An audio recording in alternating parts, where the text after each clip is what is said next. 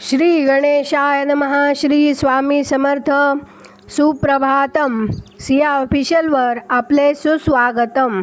योगेशं सच्चिदानंदं वासुदेवं व्रजप्रियं धर्मसंस्थापकं वीरं कृष्णं वंदे जगद्गुरुं. आज आपण महाभारतातल्या पहिल्या खंडातल्या आदिपर्वातले शांतनुपाख्यान पुढे वाचायला सुरुवात करूया. वैशंपायन पुढे सांगतात, इंद्राप्रमाणे कांतिमान असलेल्या त्या कीर्तिमान राजाची शिकवणूक मिळाल्यामुळे सर्व राजे मोठ्या तत्परतेने यज्ञयाग करू लागले, सढळ हातांनी दाने देऊ लागले आणि आपल्या विहित कर्मांचे मोठ्या कसोशीने आचरण करू लागले. शांतनु इत्यादी नृपतींकडून सर्व जगाचा अशा प्रकारे उत्कृष्ट प्रतिपाळ होत राहिल्यामुळे चारही वर्णांचे लोक अगदी काटेकोरपणे धर्माला अनुसरून वागू लागले. क्षत्रिय ब्राह्मणांची सेवा करू लागले, वैश्य क्षत्रियावर अनुरक्त राहिले आणि ब्राह्मण व क्षत्रिय या दोन्ही वर्णांवर अनुरक्त असलेले शूद्र वैश्यांची सेवा करू लागले.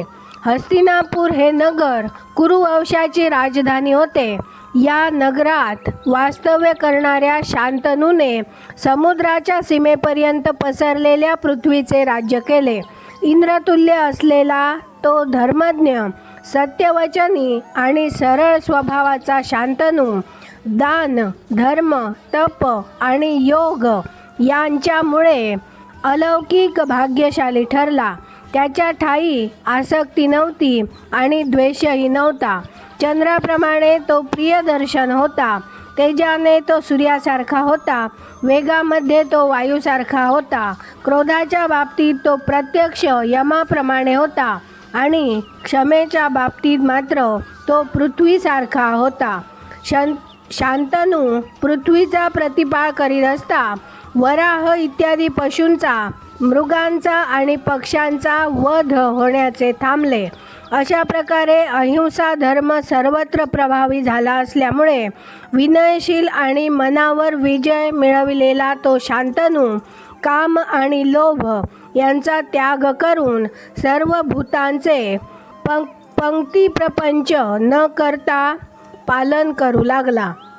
देवयज्ञ, ऋषीयज्ञ आणि पितृयज्ञ या यज्ञांशी संबंध असलेल्या क्रियांचे अनुष्ठान सर्वत्र सुरू झाले आणि कोणत्याही प्राण्याचा अधर्माने वध होणे एकदम थांबले.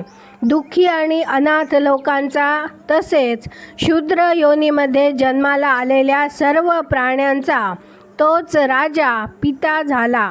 तो कुरुपती श्रेष्ठ राजराजेश्वर शांतनू राज्य करीत असता वाणीने सत्याचा आश्रय केला आणि मनाने दानधर्माचा आश्रय केला.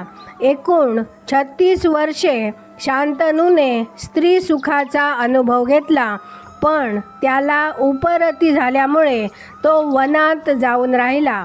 वसूचा अवतार असलेल्या त्याच्या गंगेपासून झालेला पुत्र देवव्रत या नावाने विख्यात होता.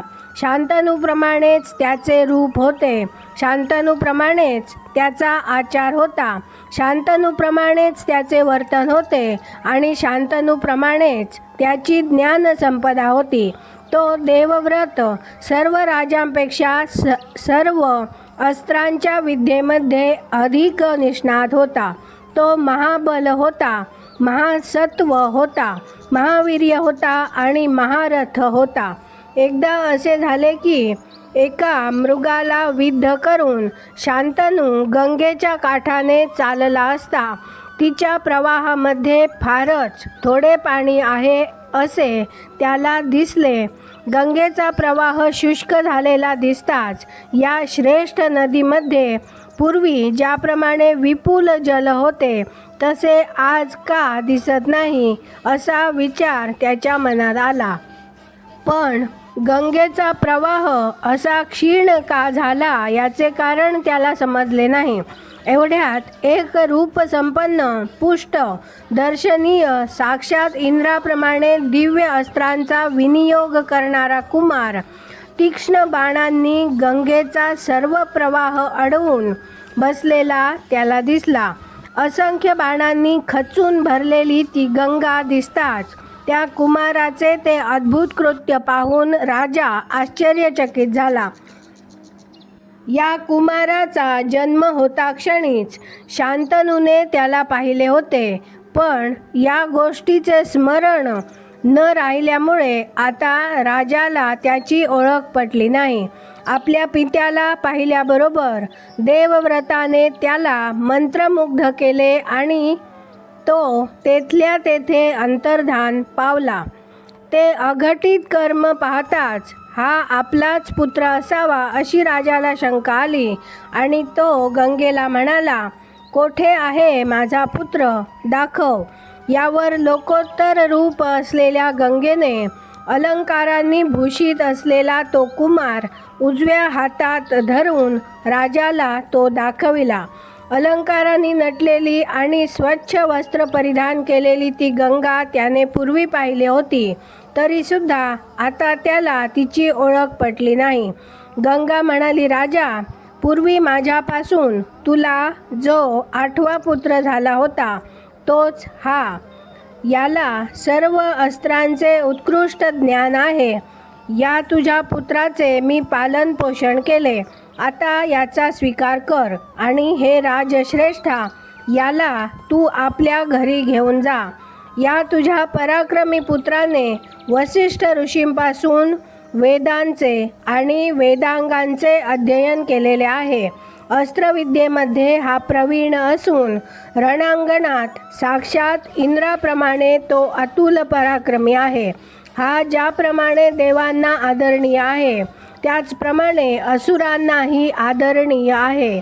शुक्राचार्यांना जे शास्त्र अवगत आहे ते यालाही पूर्णपणे अवगत आहे. तसेच देवांनी आणि असुरांनी पूजिला गेलेला अंगिरसाचा पुत्र बृहस्पती जो शास्त्र जाणतो ते संपूर्ण शास्त्र या तुझ्या पुत्राच्या ठायी सुप्रतिष्ठित आहे. हे राजा, राजधर्मामध्ये पारंगत असलेला हा माझा सामर्थ्यशाली पुत्र मी तुझ्या हवाली करीत आहे. वीरश्रेष्ठा, याला तू आपल्या घरी घेऊन जा. आज आपण इथे थांबूया. पुढची कथा आपण उद्या वाचूया. माझ्या सिया ऑफिशियलला सबस्क्राईब केले नसेल तर कृपया आत्ताच सबस्क्राईब करा आणि दररोज महाभारत कथा ऐकण्याचा आनंद अवश्य घ्या. बाजूच्या बेलवर क्लिक करून लाईक करायला विसरू नका. शेअर करा, कमेंट करा आणि राधे राधे लिहायला विसरू नका. धन्यवाद. जय श्री कृष्ण.